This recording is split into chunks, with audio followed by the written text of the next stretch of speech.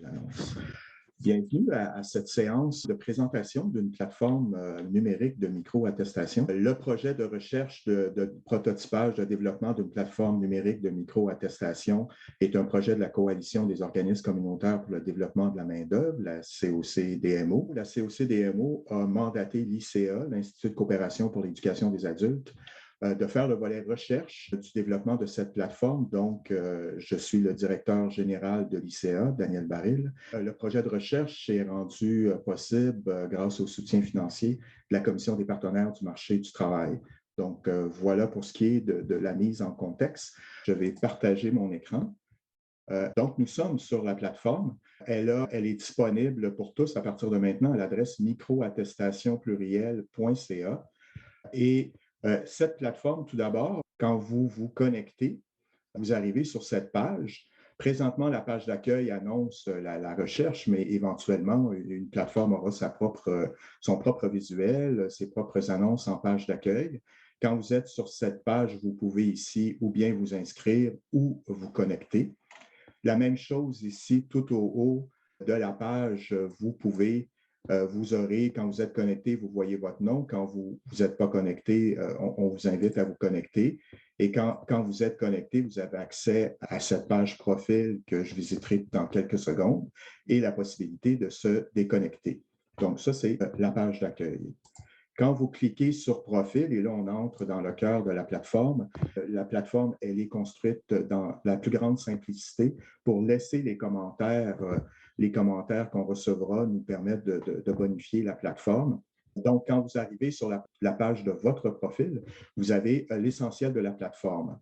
Dans un premier temps, quand vous atterrissez sur votre page de profil, cette section ici serait vide. Et vous verrez pourquoi tout à l'heure, je vous montrerai certaines fonctionnalités. Première, donc la plateforme a 4 grandes fonctionnalités qui résument des propos, des préférences, des idées, des perspectives que nous ont communiquées des gens dans des phases précédentes de consultation où on était davantage sur le concept d'une plateforme et pas sur une plateforme dans sa version matérielle. Première grande fonctionnalité, s'attribuer une compétence. La plateforme permet aux individus, aux travailleurs, de pouvoir s'attribuer des compétences. Et pour le faire, tout simplement cliquer sur « M'attribuer des compétences ». Quand on appelle l'attribution de compétences, on voit un menu qui liste les compétences du référentiel des compétences futures de la CPMT.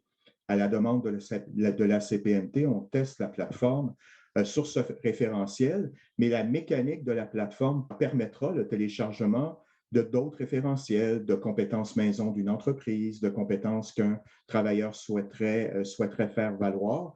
Mais dans ce cas-ci du prototype, on travaille avec le référentiel des compétences du futur.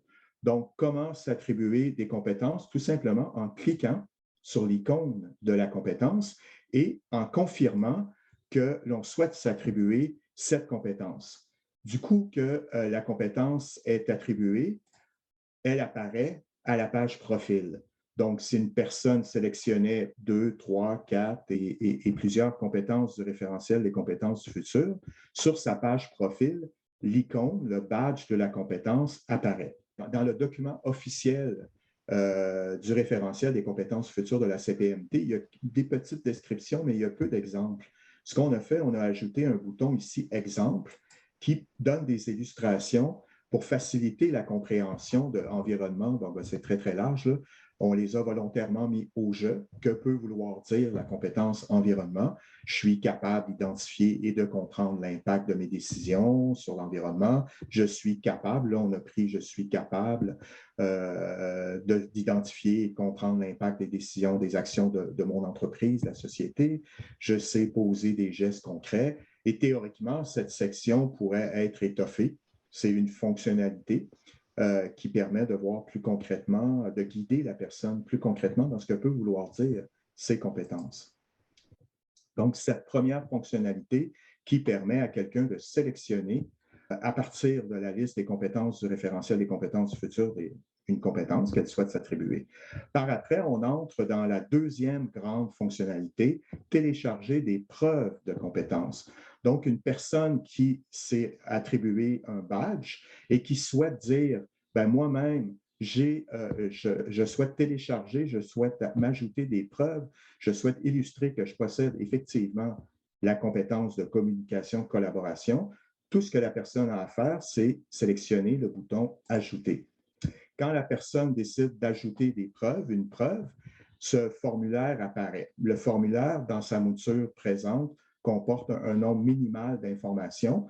Donner un nom à la preuve, que ce soit expérience de travail, que ce soit conférence prononcée, que ce soit ceci, cela, lui donner un nom, la décrire succinctement. C'est possible de choisir un fichier qui serait la preuve, un fichier Word, texto, un fichier numérique, un enregistrement, un fichier vidéo, la captation vidéo de la preuve elle-même, d'une entrevue qu'on pourrait faire avec soi-même ou de la captation vidéo d'un produit qu'on aurait fait et qui démontrerait qu'on a cette compétence. Et c'est possible aussi tout simplement de copier le lien URL. Par exemple, si une captation vidéo est sur la chaîne YouTube, la personne pourrait télécharger, copier le lien URL, le copier ici. Quand la personne a rempli ces informations, qui sont la preuve, l'illustration qu'elle met au livre de sa compétence pour témoigner qu'elle possède effectivement cette compétence, elle n'a qu'à cliquer « Envoyer ». Troisième grande fonction, ce que la plateforme propose, c'est solliciter un endossement de ses compétences. Donc, on peut soi-même télécharger des preuves, mais on peut demander à d'autres de télécharger des preuves. L'autre en question, des agents reconnaissants ou des endosseurs, peuvent être des institutions d'enseignement qui pourraient fournir une preuve officielle d'attestation de compétences. Ça peut être des collègues ou des employeurs actuels. Ça peut être des ex-collègues ou des anciens employeurs qui peuvent témoigner.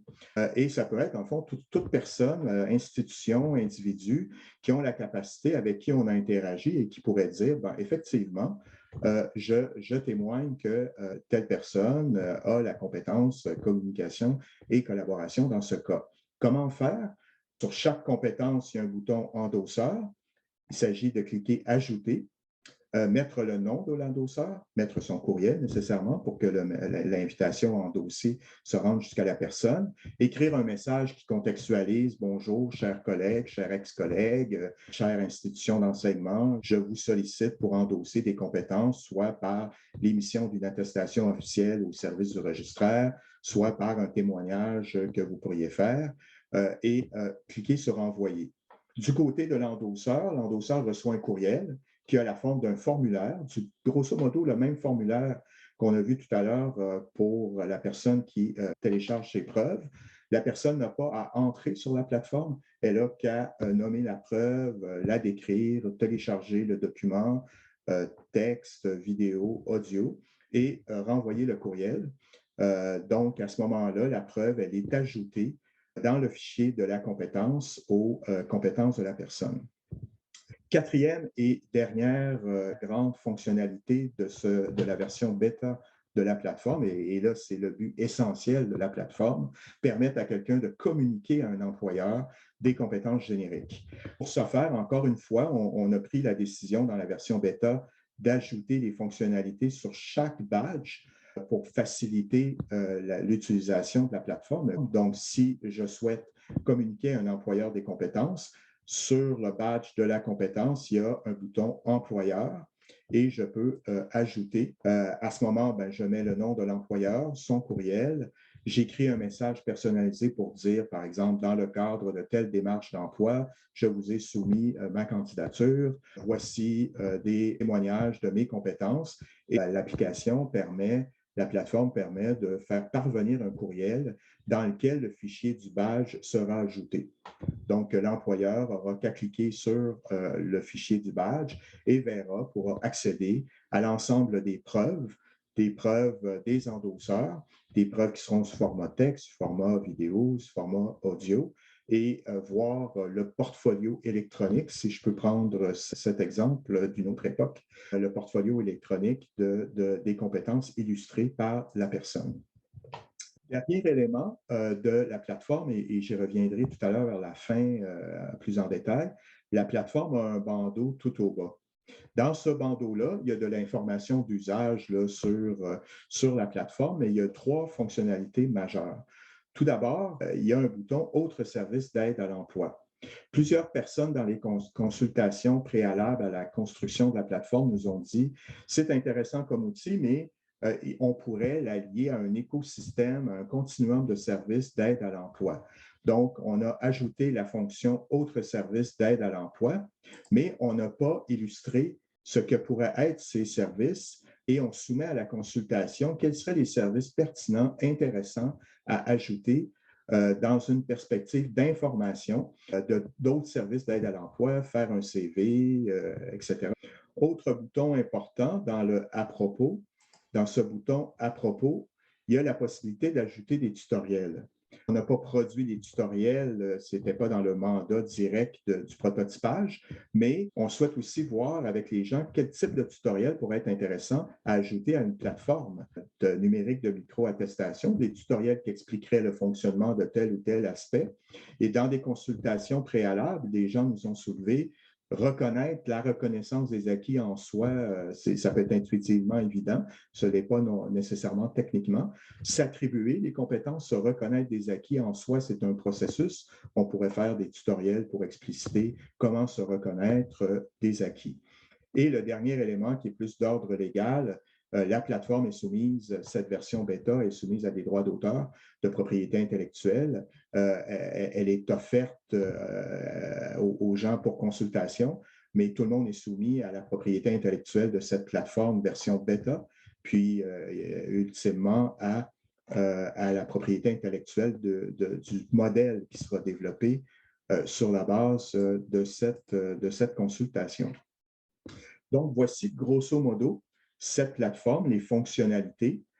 Rapidement, les parcours de navigation sont un peu implicites et explicites par la plateforme. Un travailleur qui souhaite faire valoir ses compétences peut sélectionner dans le référentiel des compétences du futur une compétence, donc s'attribuer la compétence, télécharger des preuves, donc il y a tout un parcours de navigation à télécharger des preuves et des illustrations, peut solliciter des endosseurs, donc demander collègues, ex-collègues d'illustrer par eux-mêmes ou par elles-mêmes des compétences qu'on s'attribue comme travailleurs et les employeurs de pouvoir communiquer à des employeurs des compétences.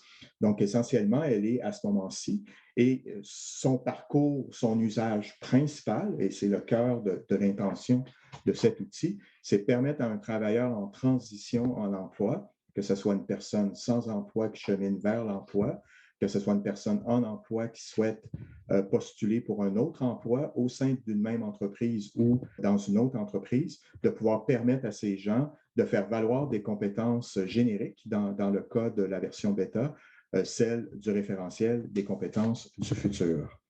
Donc, voici pour cette présentation générale, globale de la plateforme.